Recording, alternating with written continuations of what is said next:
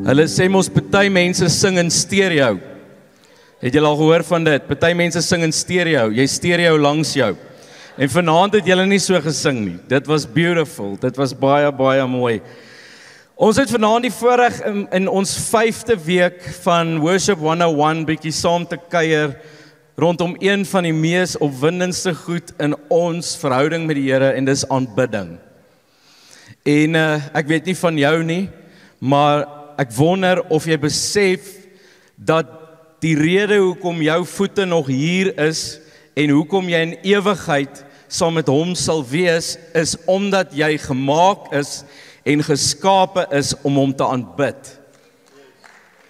God het die mens so aan mekaar gesit dat alles wie ons is ontwerp, is by mekaar gesit vir een rede: to worship, to praise our God, to worship our God.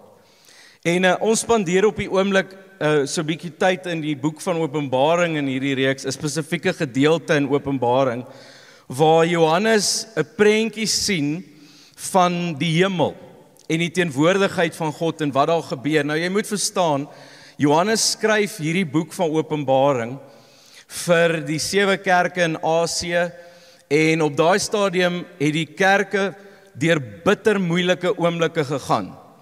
Hulle was vervolg, mense het hulle lewens verloor, mense het op mekaar gedraai en die kerk was in groot krisis.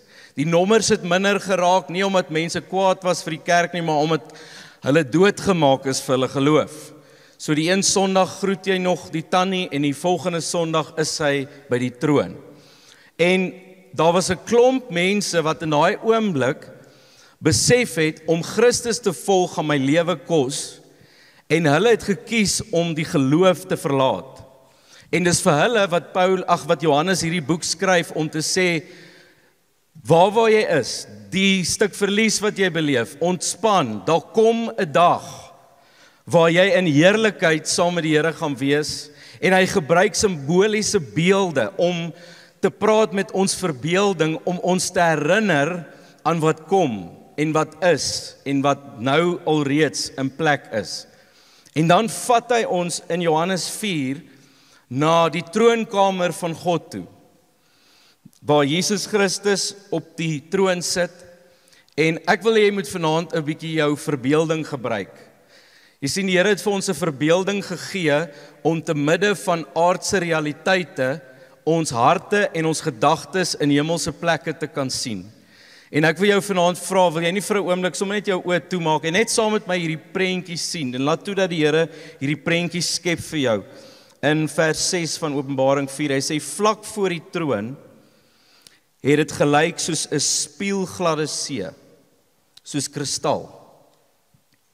In die middel en rondom die troon het daar 4 lewende wesens gestaan met oë aan die voor- en agterkant. Die eerste lewende wese het soos 'n leeu gelyk. Die tweede een soos 'n bul. Die derde een het 'n gesig soos die van 'n mens gehad, en die vierde een het gelyk soos 'n vleiende arend. Die 4 lewende wesens het elkeen 6 vlerke gehad, wat rondom en aan die binnekant vol oë was.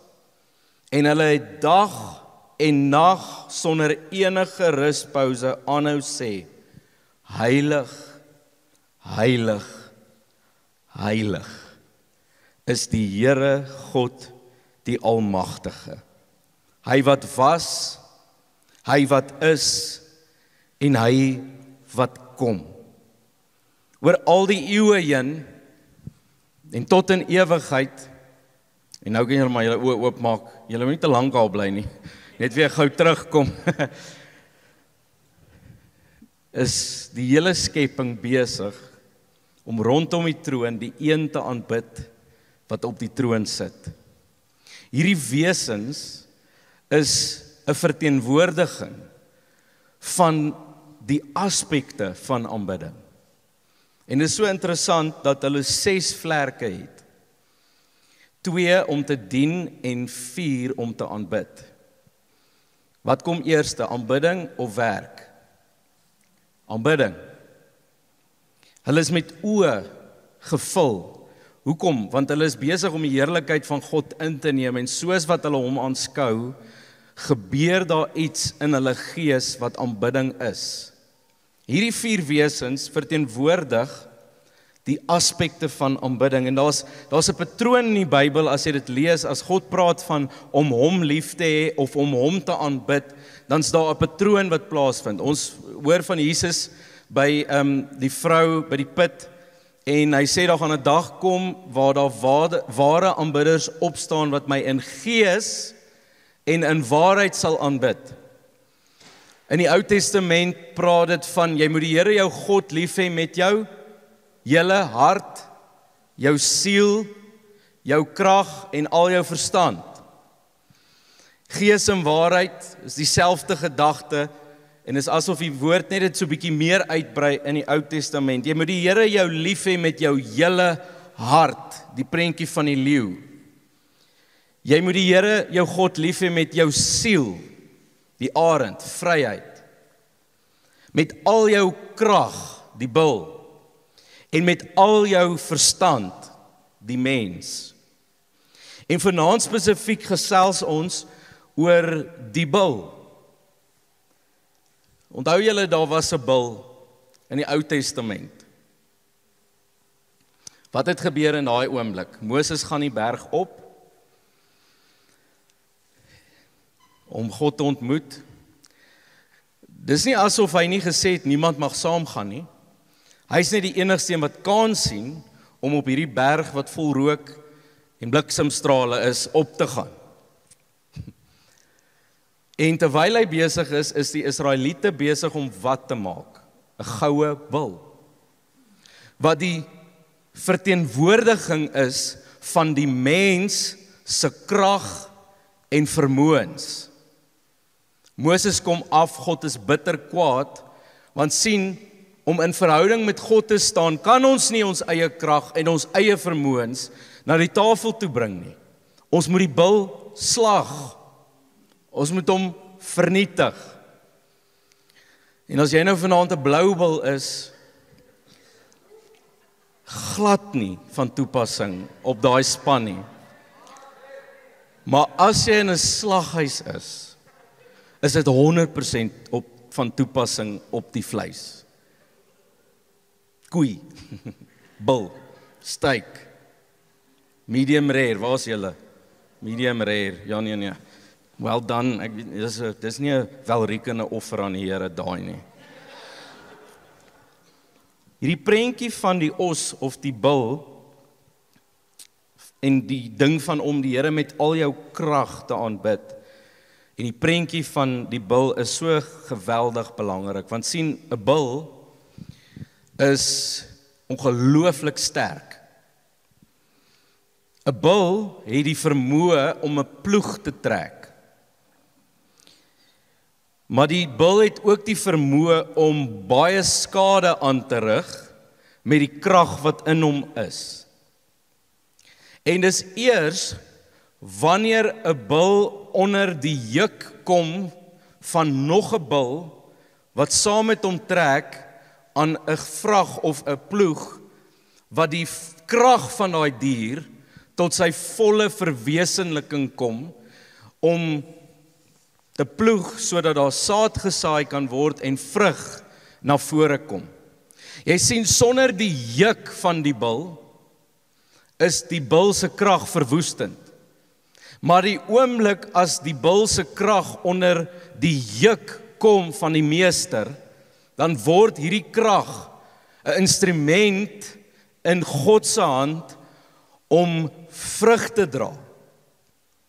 En as ons praat van om die Here met al jou krag te aanbid, dink ons, dit beteken 10 teen 1, jy moet wild vir die Here wees, jy moet sterk vir die Here wees, jy moet te kere gaan vir die Here, maar eintlik wat ons hier sien is, as jy 'n ware aanbidder is, dan word jou krag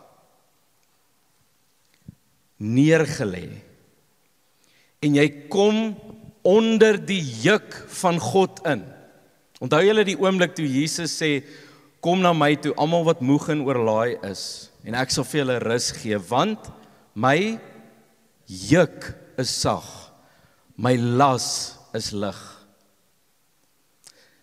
Sien, dis wanneer die vermoëns en die krag wat God ons gegee het, ons dit bring onder die juk van God, word ons instrument in God se hand. Ons diensbaarheid bring vrug voort. Sien, wanneer jy jou krag en jou vermoëns gebruik in die koninkryk van God, maar dis nie onder die juk van God nie, bring dit skade en verwoesting.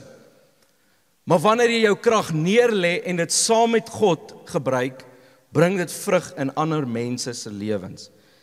En wat Johannes hier vir ons verduidelik is dat dit een van die hoogste forme van aanbidding is wanneer die mens sy eie vermoëns en sy eie krag surrender voor hom en sy juk opneem wat sag is en wat lig is. Nou, ek wil vanaand gou 2 stories met jou deel uit die skrif uit. Wat eintlik 2 baie belangrike punte vir ons na vore bring van wat beteken dit om te aanbid met al jou krag en om hierdie krag onder God se juk te bring om ander te dien. Ek wil jou vat na Matteus 20, 2 manne wat saam met Jesus gestap het, Jakobus en Johannes, en hulle was genoem die seuns van die donder, net so in die skrif.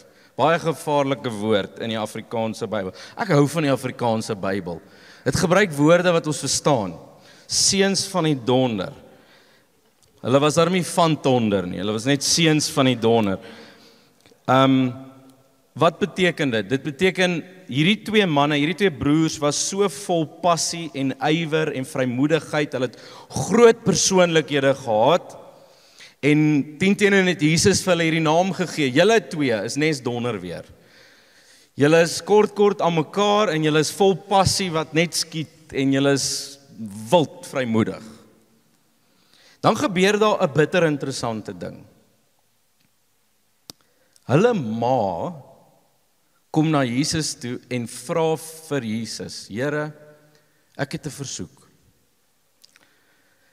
Kan hierdie 2 seuns van my aan u regter en u linkerkant sit in die ewigheid? En dan het Jesus 'n redelike preekie wat hy na dit doen, maar hoekom sou die ma dit doen? My vermoede, en hierdie is nou nie Bybel, dis nou maar Eugene se aanhaling en sy verwysing, so moet asseblief nie uitstap en sê, dis so sê die Here nie, maar my vermoede is, dat hierdie 2 manne na mekaar gekyk het en na hulle self gekyk en dat die res van die disippels gekyk het, wat nou maar 'n interessante klomp manne was, en hulle het na hulle gekyk en gedink, ek weet nie hoekom die Here hulle gekies het nie. Ek meen, hier's ons, die seuns van die donder. Natuurlik. Ons het vermoëns, ons is sterk, ons het sterk persoonlikhede. En op daai stadium het hulle nog gedink dat hulle natuurlik die Romeinse ryk met oorlog gaan oorwin en hulle is in hierdie oomblik en hulle dink, maar magties, ons verdien dit met ons krag en ons ywer om langs Christus te sit, maar ons kan nie dit vir hom sê nie, want dis half voorbarig. So ons gaan ons ma stuur. Wie kan nee sê vir 'n ma? Hulle het daar 10 teen omgekoop, ek weet nie, maar hier gaan die moedertjie na Jesus toe en sê, hoorie, my 2 seuns. Hulle is wragtig 2 seuns van die donder. Jesus in daai oomblik roep die disippels bymekaar in Matteus 20, vers 25, en hy sê die volgende, hy sê, maar Jesus het hulle geroep en gesê, julle weet dat die heersers van die nasies oor hulle baas speel. Hy sê, die heidense nasies se leierskap gebruik hulle krag en hulle vermoëns, en dan sê hy, en die maghebbers oor hulle gesag uitoefen. Die leiers van die heidense nasies gebruik hulle krag en hulle vermoëns om beheer uit te oefen oor ander.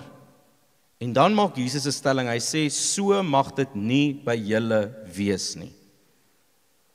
Maar wie belangrik onder julle wil wees, moet julle dienaar wees. En wie eerste onder julle wil wees, moet julle slaaf wees.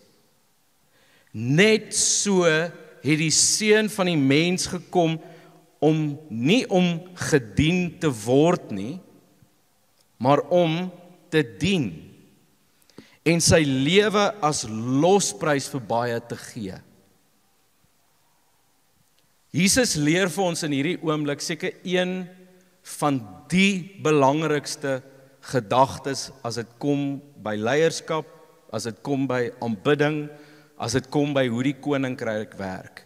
Jy sien Johannes en Jakobus het na hulle self gekyk en gedink, my magtig, die Here moet daarom impres wees met ons.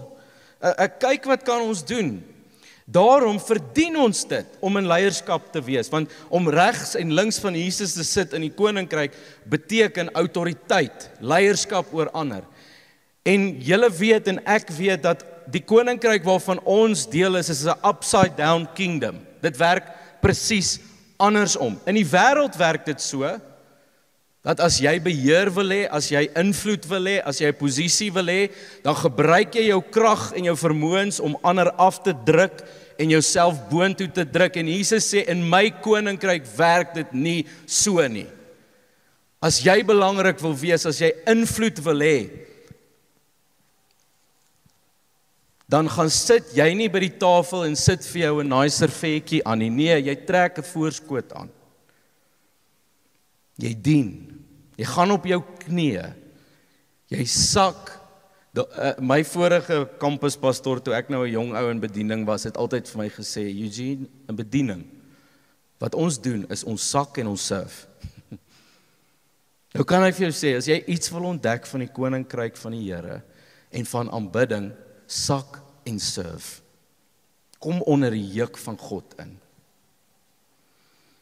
Die tweede deel, of die tweede gedagte wat ek gou met jou wil deel, uit hierdie ding van die aspekte van worship, en om met jou krag en jou vermoëns te dien, kom natuurlik uit die storie van Martha en Maria uit.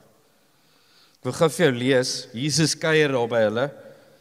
Dis nou nie toe Lazarus op pad was nie, hy het sommer net lekker by hulle gekuier in Lukas 10 vers 40, en hoor gou wat skryf Lukas, hy sê, maar Martha was besig met al die voorbereidings.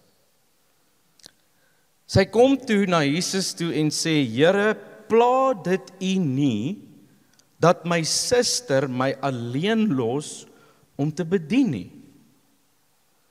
Sê tog vir haar my te help. Maar die Here antwoord haar, Martha, Martha. Ek hoor hom, ek hoor hoe sê hy van, Martha, Martha. Jy kwel en ontstel jou oor so baie dinge, maar net een ding is belangrik, net een ding is noodsaaklik. En Maria het die goeie deel gekies, en dit sal nie van haar af weggeneem word nie. Wat gebeur in hierdie oomblik? Martha is besig om die plattertjies te pak, sy skink vir almal iets om te drink. Maria is in daai oomblik besig om by Jesus se voete te sit. Sy is besig om, die woord sê, om te sit en te luister. Martha is besig met baie goedjies. Ons het altyd hierdie skrif verstaan van, eintlik wou Jesus vir Martha sê, hou op om so hard te werk, kom sit net 'n bietjie. Soos jou suster. Moenie so hard werk nie. Maar dit is glad nie wat hier in hierdie oomblik gebeur nie. Sien, is dit verkeerd om in die koninkryk van God te dien en hard te werk? Nee. Maar kom ons lees gou net weer daai skrif, dan hoor jy gou wat hier gebeur. Sy kom na Jesus toe en sy sê, Here, pla dit U nie, dat my suster my alleen los nie.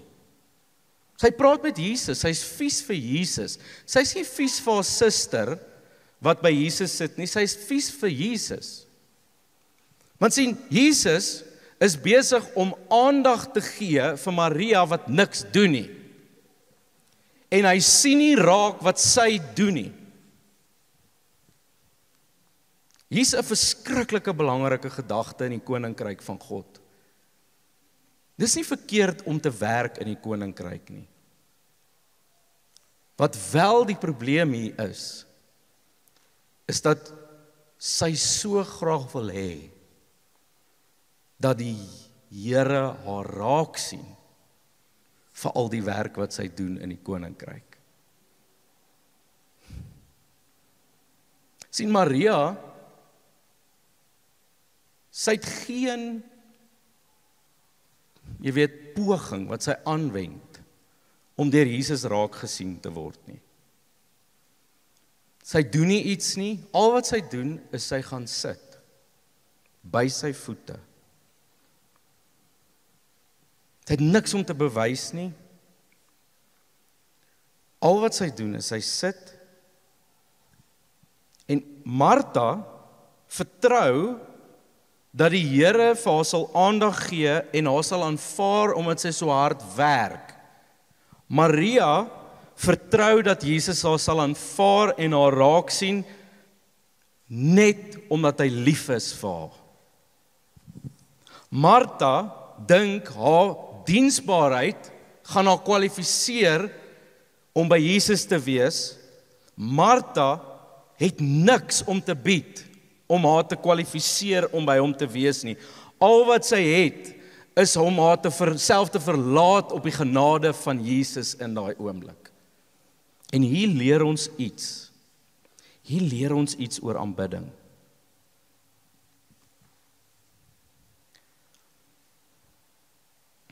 Wanneer ons die krag en die vermoëns wat die Here vir ons gegee het, gebruik in sy koninkryk. En hoeveel keer het jy al op 'n plek gekom waar jy voel ver van die Here af, of jy voel jy is besig om nie by hom uit te kom nie, of hom te leer te stel, en dan dink jy, wat jy nou nodig het, is om weer 'n nuwe kommitment te maak, om meer gedissiplineerd te wees, om harder te werk, om meer by die kerk te wees, om meer by die selgroep te wees, om meer jou Bybel te lees. En kom ons sê net gou, niks van daai, dis ongelooflike plekke waar jy God se genade kan ontdek. Maar jou genade wat jy ontvang van die Here lê nie in jou gedissiplineerde lewe, in jou nuwe commitments om by hom uit te kom nie. Al wat jy kan op vertrou is sy hart vir jou. Sien, soms val ons vas in die dissiplines en die vooropgestelde idees en die Lord, hierdie keer gaan dit anders wees, hierdie keer gaan ek my bes doen, net om van die skuldgevoel ontslae te raak. Maar wanneer jy voor die Here kom staan, soos Maria, niks om te gee, niks om te bewys, en jy absoluut afhanklik is van sy genade oor jou lewe. Dis in daai oomblikke waar genade plaasvind. Dis in daai oomblik waar worship plaasvind. Ek het niks in my hande nie. Inteendeel, behoort ek nie eers hier te wees nie. Maar hy het gesê ek mag. Hy het gesê ek hoort hier. Dis hierdie twee pole in die worship span kan my join. Dis hierdie twee pole van om die Here te aanbid met al jou krag. Aan hierdie kant het ons Johannes Jakobus wat sê, nee, die krag wat die Here my gegee het, kwalifiseer my. Aan hierdie kant het ons vir Martha wat sê, die Here gaan my raak sien vir hoe nice Christen ek is. Al twee van hierdie mis die punt. Jesus is die voorbeeld. Hy is nie net die voorbeeld vir ons nie, hy is die voorbeeld van ons. En Jesus sê vir die seuns van die donder, ek het gekom as koning van die heelal, as die redder, as die opgestane Here. Ek het gekom na hierdie aarde toe nie om gedien te word nie. Hy het alle reg in hemel en op aarde gehad om gedien te word. Jesus kon sy voete op hierdie aarde sit en duisende engele bevel gee om hom te kom dien. Hy kon een woord gespreek het en die hele mensdom moes voor hom buig, maar hy sê, my koninkryk werk nie so nie. My koninkryk gaan oor dien. Om jou krag neer te lê, Jakobus, Johannes, Martha, om nie te dink dat jou harde werk is besig om jou te kwalifiseer vir die koninkryk nie. Nee. Dit gaan oor om onder die juk, soos die bil, onder die juk van die koning te kom. Jou krag neer te lê. Jou hande en jou hart aan te bied. Ek kom met niks, maar ek kry alles. Dis aanbidding. Dis aanbidding. Ek wil jou nooi om saam te staan vanaand en dalk 'n oomblik te vat.